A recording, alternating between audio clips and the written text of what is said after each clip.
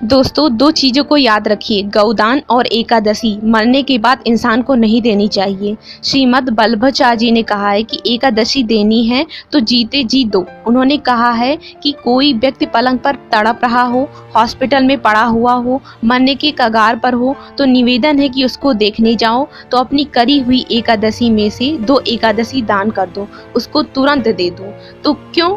क्योंकि उस मरने वाले व्यक्ति को उससे मोक्ष मिल जाएगा।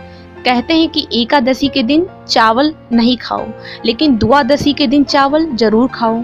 अगर एकादशी के व्रत का फल का पुण्य लेना है तो द्वादशी को चावल जरूर खाओ। द्वादशी को चावल खाओगे तो एकादशी लगेगी, लेकिन द्वादशी में चावल नहीं खाए तो एकादशी नहीं लगेगी। एकादशी के दिन चावल नहीं खाना चाहिए, क्योंकि व्यक्ति को मरने के बाद भगवान के दूत उसे धान के खेत में डालते हैं। वो धान के खेत में ही रहता है। उस जीव को अगर चिड़िया खाती है तो वो चिड़िया के रूप में जन्म लेता है, मनुष्य खाता है तो मनुष्य के रूप में जन्म लेता है। इसलिए एकादशी के दिन चावल नहीं खाना चाहिए, क्योंकि एकादशी के दिन अगर चावल खाते हैं तो एक जीव को खाते हैं। आपको एकादशी के दिन चावल खाने से जीव हत्या का दोष लगता है। फिर कब खाएं चावल? तो द्वादशी के दिन।